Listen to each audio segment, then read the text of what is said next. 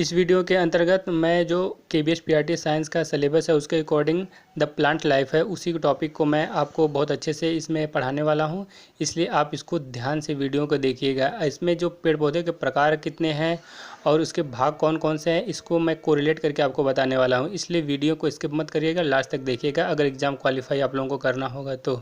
इसलिए आप वीडियो को ध्यान से देखिए और नोट डाउन भी करिएगा। आइए शुरू करते हैं।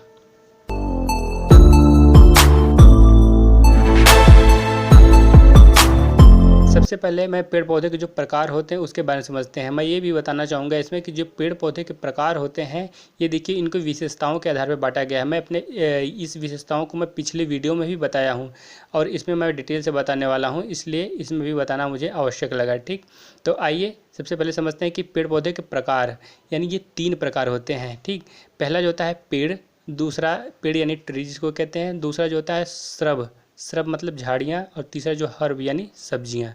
क्यों इनको 3 कैटेगरियों में रखा गया है, इनकी विशेषताएं होती है। अब आइए विशेषताओं के अच्छे से समझते हैं। ठीक, पहला जो पेड़ होता है, पेड़ का मतलब होता है कि अगर जिसका तना बहुत मोटा हो, सख्त हो और भूरे रंग का या मटमैले रंग का हो और उनके तने के ऊपर से टहनियाँ निकली हो, वो पेड़ की कैटेगरी में आता है। ठीक, जैसे उदाहरण के तौर पे देखा जाए अगर तो जो आम के होते हैं, अमरूद के होते हैं और शीशम बबूल के जो होते हैं, ये सब देखिए ऊपर से मतलब शाखाएं निकली होती हैं और बीज का जो भाग होता है पूरा तना होता है, इसलिए इसे पेड़ के नाम से जाना जाता है। तो आपको ये समझ में आ गया होगा। नेक्स्ट पे चलते हैं। नेक्स्ट जो है श्रब यानी झाड़ियाँ। ठीक, अब झाड़ियाँ क्यों कहते हैं इसको, यानी इसके भी तने बड़े सख्त होते हैं और मोटे भी होते हैं, इनको आसानी से तोड़ा भी नहीं जा सकता है। ये इनकी विशेषताओं के बारे में बता रहा हूँ मैं। और देखिए इसमें जो शाखाएं निकलती हैं ये तने से ही निकल जाती हैं, जबकि ये क्वालिटी पेड़ पौधों में नहीं होती है, लेकिन इसमें क्या होता है तने से ही शाखाएं निकल जाती हैं, इसको झाड़ी नाम से जाना जाता है। उदाहरण के तौर पे देखा जाए तो जो नींबू होता है इसी का एक उदाहरण है। और भी देखें जो करौना होता है, करौना जिसका अचार बनाया जाता है उसको भी देखेंगे तो ऐसे ही होगा। और देखें जो बाँस होता है ये भी झाड़ी के अंतर्गत ही आता है। आइए अब तीसरे के बारे में बात करते हैं, जो हर्ब है यानी सब्जियां यानी इसके तने क्या होते हैं, इसके तने देखिए ये हरे रंग के होते हैं और आसानी से टूट भी सकते हैं। ठीक है, टूट भी सकते हैं, इसलिए इसको यानी सब्जियों के कैटेगरी में रखा गया है। ठीक, और अगर उदाहरण के तौर पे देखें तो जैसे अगर मैं कहूँ बैगन की जो सब्जी है, देखिए कितना मतलब पतला डंठल होता है, आराम से उसको तोड़ सकते हैं इसके तने के बारे में। और गोभी का देखिए तोड़ सकते हैं, टमाटर का देखिए आराम से तोड़ सकते हैं इसके तने के बारे में, यानी हरे रंग का होगा और मुलायम होता है। ठीक, आसानी से तोड़ा जा सकता है। तो ये इनकी विशेषताएं हो गई। अब आइए पेड़ पौधे के जो भाग होते हैं, भाग उनके बारे में एक एक करके समझते हैं कि कौन कौन से पेड़ पौधे के भाग आते हैं। सबसे पहले इसमें बात करते हैं जड़ की सबसे बड़ी खासियत क्या होती है कि ये क्या करता है कि ये जो पेड़ पौधे होते हैं यानी झाड़ियाँ सब्जियाँ कुछ भी हो, यानी इनकी जो होती है ये ज़मीन के अंदर होती है और पेड़ को अच्छा सपोर्ट प्रदान करती है और ये ज़मीन से जल को अवशोषित करके यानी अपने भोजन के कार्यों में उपयोग करती है। यानी जड़ का मतलब पेड़ पौधों के लिए सबसे बड़ा योगदान होता है। अब ये जड़ होती हैं 3 प्रकार की, ये होती है 3 प्रकार की। पहला होता है मूसला जड़ यानी टैब रूट, दूसरा होता है फाइबर रूट यानी जिसको झकड़ा जड़ कहते हैं, और तीसरा होता है जो सपोर्ट रूट जिसको मतलब कह सकते हैं सहायता जड़। ठीक, तो ये 3 होती हैं। अब इन तीनों में एक एक करके समझते हैं। पहला जो टैब रूट है यानी मूसला जड़। अब मूसला जड़ कहते किसे हैं, देखिए जो तने से होते हुए मोटी सी मतलब नीचे ज़मीन में जो चली जाती है वो मोटा वाला भाग जो होता है वही टैब रूट होता है, मूसला जड़ होता है। अब उन मूसला जड़ से भी मतलब नीचे देखेंगे तो बहुत मोटी मोटी उसके भी शाखाएं निकली होती हैं यानी जड़ के नीचे। ठीक, तो उनको अपस्थानिक जड़ के नाम से भी जाना जाता है, अपस्थानिक। अब उस अपस्थानिक में भी महीन छोटे छोटे मतलब निकले होते हैं, उसको मूल रूम नाम से जाना जाता है। तो ये होते हैं मूसला जड़ से संपर्क 3 नाम, इसलिए आप इसको ध्यान रखिएगा। अब ये जो मूसला जड़ होती है यानी टैब रूट होता है ये भी 3 प्रकार का होता है। इसमें पहला जो है उसको 3 फॉर्म में, यानी पहला जो है तर्क रूपी, ये पहला हो गया। और दूसरा जो है उसको शंकुरूपी कहते हैं, और तीसरा जो है उसको कुंभ रूपी कहते हैं। आइए एक एक करके समझते हैं। पहला जो है तर्करूपी। तर्करूपी का मतलब इसके अंतर्गत मूली आती है जी। देखिए मूली जाती है, वो भी एक क्या है, जड़ है, ठीक। लेकिन ये जो मूली होते हैं इसका जो फॉर्म होता है तर्क रूप में इसको काउंट किया जाता है, ठीक है। और ऐसे ही अगर मैं शंकु रूपी जड़ की बात अगर करूं तो जो शंकु रूपी जड़ होती है वो गाजर होती है। देखिए एक शंकु के आकार का, ऊपर मोटा होगा, नीचे एकदम पतला, एक शंकु की भांति नीचे चला गया रहता है, इसलिए उसको शंकु रूपी जड़ गाजर को रखा गया है। और तीसरा जो होता है कुंभ रूपी। कुंभ रूप का मतलब अब नाम से ही चल रहा है, कुंभ रूपी, कुंभ मतलब कुंभकर्ण जैसी बात हो रही है, तो मतलब बहुत मोटा होगा, हट्टा कट्टा होगा, ठीक। अब इसके अंतर्गत कौन आता है, जैसे इसके अंदर आता है शल्यम आता है, और जो चुकंदर देखिए कितना मोटा मोटा फूला फूला नीचे रहता है जड़ें, ठीक। यानी ये खुद कुंभकर्ण जैसा दिख रहा है, इसीलिए इसका नाम है कुंभ रूपी। अब मैं इसको तीनों को कोरिलेट कराता है। देखिए इस नाम से हो गया कुंभ से कुंभकर्ण, यानी कुंभ रूपी मोटा होगा, ठीक। और जो शंकु होता है वो गाजर होता है, गाजर का देखेंगे शंकुआकार होता है। और जो तर्कु रूपी होता है उसकी वो मूली आ जाएगी। तो ये मूसला जड़ के जो 3 फॉर्म होते हैं ये तीनों को मैंने बता दिया, ठीक। अब जो ये तो पहला हो गया, डिस्कस हो गया पहला। अब दूसरा जो मैंने बताया था आपको फाइबर रूट यानी झकड़ा जड़। झकड़ा जड़ का मतलब देखिए इसमें मूसला जड़ नहीं होता, इसमें इसको जब भी उखाड़ेंगे किसी छोटे पौधे का तो इसके नीचे नीचे जो जड़ होती है वो रेसे रेसे रेसे जैसी होंगी, ठीक। इसमें मूसला जड़ नहीं पाई जाती है। उदाहरण के तौर पे देखें तो कोई भी घास फूस आप उखाड़ते हैं तो नीचे देखेंगे खूब झकड़ी जैसी पूरी एकदम होती है ना, मतलब रेसे रेसे जैसे होते हैं। इसमें कोई मतलब एक मूल भाग तने से होते हुए नीचे नहीं गया रहता है, इसीलिए इसको फाइबर रूट यानी झकड़ा जड़ कहते हैं, यानी रेसेदार जड़ कहते हैं। घास की जड़ें ये सब उदाहरण इनके हैं। और तीसरा जो है मैंने बताया कि जो सपोर्ट रूट होती है, सपोर्ट रूट का मतलब जो सपोर्ट करने वाली है। सपोर्ट रूट कौन से, जैसे बरगद और रबड़। रबड़ ये दो जो पेड़ हैं इनके सबसे बड़े उदाहरण हैं। देखिए बरगद आप अक्सर देखे होंगे कि जो इनके तने से बहुत बड़ी मतलब लटकते लटकते नीचे आती है और ज़मीन में घुस जाती है। ज़मीन में जाने के बाद वो जड़ का रूप ले लेती है, यानी पेड़ पौधों को बहुत मतलब उस बरगद को बहुत अच्छा सपोर्ट प्रदान करती है, ठीक। यानी बरगद की तो खुद अपनी जड़ें होती हैं लेकिन वो भी एक सपोर्ट प्रदान करती हैं, इसीलिए इसको सपोर्ट रूट कहते हैं, ठीक। और यानी बरगद और रबड़ यानी इसके ये 2 सबसे बड़े उदाहरण हैं। तो ये मैंने आपको जड़ के बारे में अच्छे से बता दिया। और इसमें कहीं भी कन्फ्यूज़ होइएगा तो एक बार बैक करके ज़रूर इसको वीडियो को ध्यान से देखिएगा। अब नेक्स्ट चलते हैं तने के बारे में डिस्कस करते हैं। अब तना क्या होता है। तना देखिए पेड़ पौधे का ये भी इसका एक महत्वपूर्ण भाग होता है जो इसको सबसे बड़ा सपोर्ट प्रदान करता है, यानी कितनी भी तेज़ हवाएं चलती हैं उसमें क्या होता है, सपोर्ट प्रदान करता है, ठीक। और इसी के बीच में जो जाइलम फ्लोएम जैसी वाहिकाएँ होती हैं ऊपर से नीचे तक भोजन लेके जाती हैं, ठीक। तो इसके बारे में मैं आपको एक वीडियो जो मैंने बनाया है, जो प्रकाश संश्लेषण का वीडियो बनाया है उसका मैं लिंक डिस्क्रिप्शन में दे दूंगा, आप उसको देखिएगा। उसको बहुत अच्छे से मैंने उसको ट्रिक से भी कोरिलेट किया है, आप देखेंगे तो आपको बहुत अच्छे समझ में आ जाएगा। अगर मेरी वीडियो अच्छी लग रही होगी तो आप मेरे चैनल को जो लोग नए हैं सब्सक्राइब ज़रूर करिएगा और लाइक भी, साथ में बेल आइकन को भी क्लिक करिएगा ज़रूर। तो आइए फ्रेंड अब इसको भी समझ लेते हैं। देखिए जो अब इसके प्रकार के बारे में समझते हैं कि जो तना होता है इसके प्रकार क्या हैं।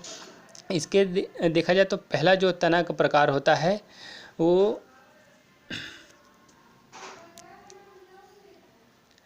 पहला जो होता है उसको क्लाइंबर स्टेम्प कहते हैं। क्लाइंबर यानी जो चढ़ने वाला तना होता है, यानी जो क्लाइंबर स्टेम्प होता है यानी इसको क्लाइंबर ही कहते हैं तने को। ये पहला हो गया। दूसरा जो होता है वो होता है सर्पी तना। सर्पी तना होता है, ठीक। तो ये भी आपको बहुत अच्छे समझ में आ गया कि ये एक पहला जो है ये क्लाइंबर हो गया और दूसरा जो है वो सर्पी तना के अंतर्गत आ गया है। और तीसरा जो है जो ज़मीन के अंदर बहुत सारे तने होते हैं, यानी बहुत सारे साग सब्जियाँ पेड़ पौधे के ज़मीन के अंदर तने होते हैं, उनके बारे में भी डिस्कस करेंगे। तो एक एक करके समझते हैं। जो पहला होता है जो मैंने क्लाइंबर यानी क्लाइंबर स्टेम बताया, यानी जो चढ़ने वाले तने होते हैं। यानी बहुत से यानी आप साग सब्जियों को देखेंगे तो आप उसमें जिसको तने होते हैं बहुत नाजुक होते हैं, मुलायम होते हैं, और देखेंगे तो उसमें जो होता है वो मतलब उनके लिए सब्जियां जब बोई जाती हैं देखेंगे तो आप छप्पड़ बनाया जाता है, उस पर चढ़ के वो आराम से फल फूल लेती हैं आराम से। यानी जैसे करेला का हो गया, चिचिंडा का हो गया, या और भी देखेंगे तो जैसे ये क्या नाम से तुरई उरई का हो गया। तो ये सब क्या होता है, चढ़ के मतलब आराम से इस पे फल फूल लेती हैं। ठीक, तो यानी ये जो चढ़ने के कारण ही इनको क्लाइंबर यानी जो चढ़ने वाले तने हैं इनके अंदर अकॉर्डिंग रखा गया। और जो दूसरा है उसको सर्पी तना के नाम से जाना जाता है। अब सर्पी तना क्यों इसको नाम से जाना जाता है, देखिए ये ज़मीन पे, ये तो इस टाइम खड़े रहते नहीं हैं इनके तने, ये ज़मीन पे क्या होते हैं, लेट करके ही यानी दूर दूर तक फैल के आराम से फल फूल लेते हैं। ठीक, तो उदाहरण के तौर पे देखें तो ये जो लौकी होती है उसके देखेंगे तो आराम से नीचे फैला रहता है, बहुत दूर तक फैला रहता है। और जो देखेंगे ककड़ी होता है, खरबूजा होता है, ये बोया रहता है तो नीचे ज़मीन पे ही बहुत दूर तक सर्प के आकार में फैली होती हैं और फल फूल लेते रहते हैं। इसीलिए इसको सर्पी तना के नाम से जाना गया है। ठीक, और जो तीसरा जो मैंने आपको बताया, यानी जो ज़मीन के अंदर कुछ तना पाए जाते हैं, तो देखिए जो ज़मीन के अंदर तना पाए जाते हैं इसके भी देखिए कई फॉर्म में होते हैं। इसके पहला जो फॉर्म है उसको कहते हैं प्रकंद यानी प्रकंद का मतलब होता है यानी राइजो का मतलब होता है कि यानी इसके अंतर्गत आप देखेंगे तो अदरक जो होता है और हल्दी यानी इसी के अंतर्गत आ जाता है। यानी ये ज़मीन में होती हैं लेकिन किस नाम से, प्रकंद यानी राइजो नाम से जानी जाती हैं। ठीक, और देखा जाए तो जो दूसरा होता है उसको सल्ककंद के नाम से जाना जाता है, जिसको बल्क कहते हैं इंग्लिश में। ठीक, इसमें कौन सा आता है, इसमें लहसुन और प्याज आते हैं। ठीक, और तीसरा होता है वो घनकंद। ठीक, इसके अंतर्गत कौन कौन से आता है, इसके अंतर्गत आप देखेंगे तो जो बंडा और केसर ये होते हैं, ये ज़मीन में होते हैं। ठीक, और ये घनकंद के अंतर्गत आते हैं। और जो चौथा देखेंगे तो जो ट्यूबर मतलब आलू, इसके अंतर्गत आलू आ जाता है। ठीक, ये भी क्या होता है, ज़मीन में रहते हुए भी तना है। ठीक, तो ये 4 फॉर्म इसके भी हो गए। तो ये चीज़ आपको बहुत अच्छे से समझ में आ गया, क्योंकि ये मूल एग्ज़ाम में अक्सर पूछे जाते हैं, जिसमें लोग कंफ्यूज जाते हैं कि आलू अगर पूछ देगा एग्ज़ाम में, जो आलू है वो जड़ है कि तना है कि स्टेम है क्या है, तो इसमें लोग अक्सर कंफ्यूज जाते हैं। इसलिए इस चीज़ को आप ध्यान रखिएगा, नोट डाउन भी करते जाइएगा। तो ये चीज़ आपने तने के बारे में भी मैं आपको बहुत अच्छे से बता दिया। अब नेक्स्ट पे चलते हैं, पत्तियों के बारे में डिस्कस करते हैं। पत्तियाँ क्या होती हैं, ये पत्तियों के बारे में आप तो जानते होंगे कि ये प्रकाश संश्लेषण की क्रिया इन्हीं के द्वारा सबसे मूल रूप से होती है। ठीक है, अब पत्तियाँ जो हरी होती हैं क्यों होती हैं, क्लोरोफिल के कारण होती हैं। अब पत्तियों के भाग के बारे में समझ लेते हैं कि देखिए पत्तियाँ जहाँ से मतलब छोटे से डंठल होता है पत्तियों में, जहाँ से जुड़ी होती हैं उसको पर्णभ्रंत कहते हैं। पर्णभ्रंत या पर्णभ्रंत कहते हैं। ठीक, और जो पत्ती का पूरा जो पत्ती होती है, पत्ती उसके देखिए बीचों बीच से एक लाइन गुजरी होती है, उसको मध्य सिरा यानी वेन कहते हैं, यानी मिडिल वेन कहते हैं, यानी मध्य सिरा। और उस मध्य सिरा के दाएं बाएं देखेंगे, दाएं बाएं तो कई सारे सिराएं निकली रहती हैं। ठीक, उस सहायक सिराओं के नाम से जानी जाती हैं। और उन सिराओं के बीच में जो वो थोड़ा थोड़ा भाग बचा है, यानी एक सिरा गई दूसरी सिरा के बीच में जो थोड़ा सा भाग है उसको फलक नाम से जाना जाता है। एक एक करके आप ध्यान से देखिएगा।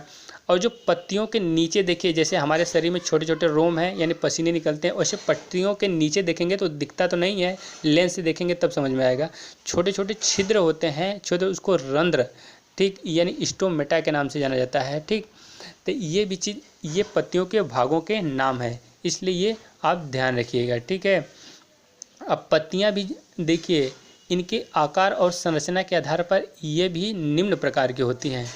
सबसे पहला इसमें समझेंगे, पहला जो है रेटिकुलेट यानी इंग्लिश में नाम है, आप इंग्लिश में ध्यान रखिएगा नाम।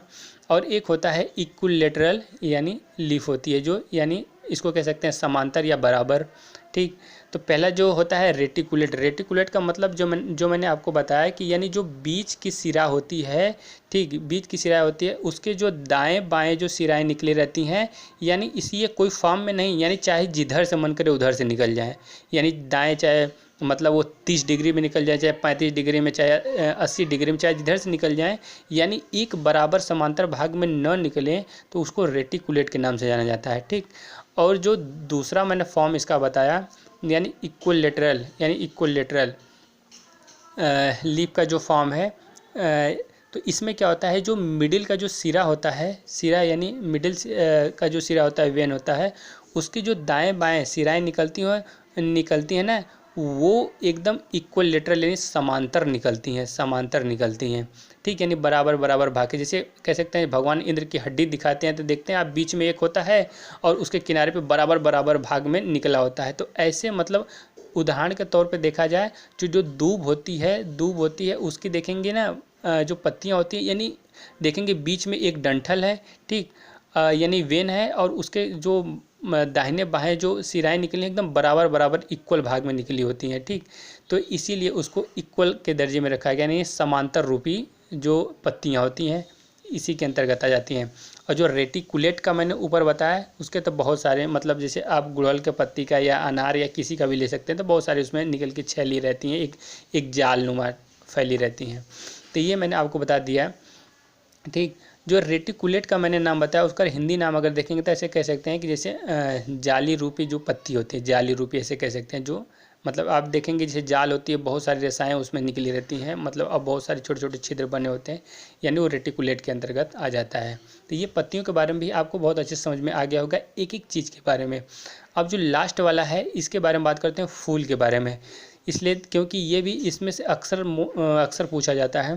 तो सबसे पहले समझते हैं कि एकदम उदाहरण के तौर पे मैंने इसमें गुड़हल का फूल लिया है जिसको समझाने में आप लोगों के लिए बहुत आसानी हो। सबसे पहले समझते हैं कि जो गुड़हल का सबसे नीचे होता है, नीचे हरे रंग का छोटा सा डंठल जहाँ से हम तोड़ते हैं गुड़हल को पौधे से तोड़ते हैं, उस छोटे छोटे से भाग को स्टेम कहते हैं, स्टेम नोट करिएगा।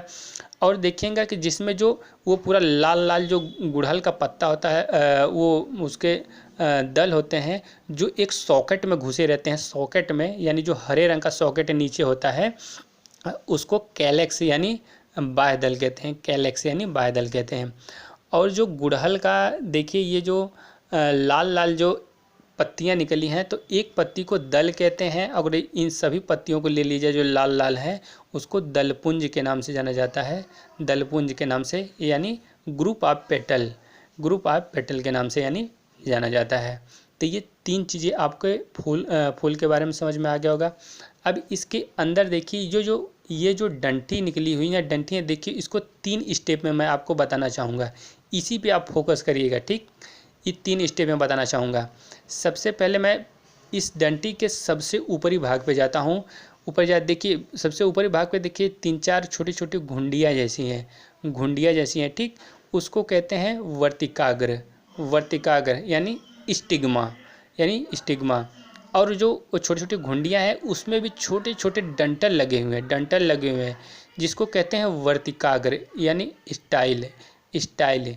ठीक, अब वो जो तीनों चारों छोटी छोटी डंठियाँ हैं देखिए, वो बड़ी वाली डंठी में जाके जुटी है, बड़ी वाले। तो वो सबसे बड़ी वाली डंठी है जो डायरेक्ट मतलब उनसे होते हुए डायरेक्ट फूल में नीचे तक घुस गई है, उसको पूरा को पिस्टिल यानी स्त्री केसर के नाम से जाना जाता है। ठीक, स्त्री केसर के नाम से।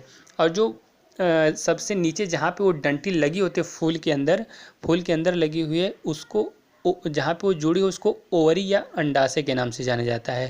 तो इतना आपको बहुत अच्छे से क्लियर हो गया होगा। ठीक, अब बात करते हैं कि देखिए उसी डंठी पे, यानी जो मैंने आपको बताया पिस्टिल यानी स्त्री केसर, उसी डंठी पे देखिए छोटे छोटे रेशे निकले हैं, पीले छोटे छोटे जो पीले रेशे निकले हैं। ये क्या है? ये पुंकेसर के ग्रुप है। पुंकेसर का मतलब कि इसमें देखिए जो पीला है ना, छोटा छोटा मतलब एक पाउडर की भांति है लगा हुआ, उसको परागकण के नाम से जाना जाता है, परागकण। और बहुत सारे जो लगे हुए हैं तो उसको परागकोश के नाम से जाना जाएगा, परागकोश। और जो उसमें छोटी छोटी टंटियाँ निकल के जो स्त्री केसर में यानी पिस्टिल में जुड़ी हैं उसको पुंकेसर के नाम से जाना जाता है। तो ये 3 स्टेप में मैंने इसको डंठी को समझाने का प्रयास किया। मुझे ऐसा लग रहा है कि आप लोगों को ये चीज़ कन्फर्म हो गया होगा। अगर कहीं भी थोड़ा कन्फ्यूज होगा तो वीडियो को बैक करके एक बार ज़रूर सुनिएगा, आपको एकदम क्लियर हो जाएगा, कहीं भी कन्फ्यूज नहीं होंगे। अब मैं जल्दी से बताना चाहूँगा कि जो स्त्री केसर है यानी जो फूल के जो स्त्रियों के भाग होते हैं, यानी स्त्रीलिंग के आधार पर देखा जाए, लिंग के आधार पर, तो उसमें कौन कौन से भाग आएंगे। देखिए नाम है स्त्री केसर और वर्तिका, वर्तिका और वर्तिकाग्र। देखिए नाम लेडीज जैसा है, इसलिए इसको ध्यान रखिएगा। और ठीक इसी का एक नीचे जो मैंने बताया ओवरी, ओवरी यानी अंडाशय, ये भी इनके अंतर्गत आ जाता है। अगर पुंकेसर की बात की जाए, यानी जो पुल्लिंग या जो फूल जो जेंडर में मैस्कुलिन में होते हैं, तो उसमें पुंकेसर आता है। प से पुरुष भी होता है, प से पुंकेसर भी होता है, तो याद रखिएगा। और परागकण और परागकोश, देखिए प यानी पुरुष, यानी प से पुरुष ही होता है, तो ऐसे करके आप ध्यान रखिएगा। तो इसमें मैं आप लोगों को इसके भागों के बारे में बताने का बहुत अच्छे से प्रयास किया। और नेक्स्ट वीडियो में मैं इसके जो पेड़ पौधे को बारे में मैं दूसरा जो पार्ट बनाऊंगा, उसके बारे में इसके लैंगिक और अलैंगिक के बारे में बहुत अच्छे से मैं बताऊंगा कि पेड़ पौधे के प्रजनन कैसे होते हैं। इसलिए इस वीडियो में बस इतना ही। वीडियो कैसे लगी आप कमेंट बॉक्स में कमेंट करके ज़रूर बताइएगा। अगर अच्छा लगा होगा वीडियो में मेरा समझाना, तो जो लोग नए हैं तो मेरे चैनल को सब्सक्राइब ज़रूर करिएगा, लाइक भी और साथ में बेल आइकन भी, और बहुत सारे फ्रेंडों में भी शेयर करिएगा। धन्यवाद फ्रेंड।